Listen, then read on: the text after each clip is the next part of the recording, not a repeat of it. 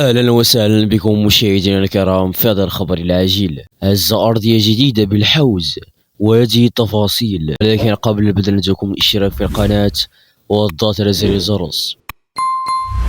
سجلت هزة أرضية جديدة بإقليم شيشاوا ليلة أمس وبالضبط على الساعة 9:05، ووفقا للمعطيات توصلت بها أخبار مطلعة فإن سكان منطقة آسيف المال شيشاوا شعروا بالهزة الأرضية ولم يتسنى التأكد بعدما إذا كانت الهزة الأرضية قد أحدثت خسائر مادية.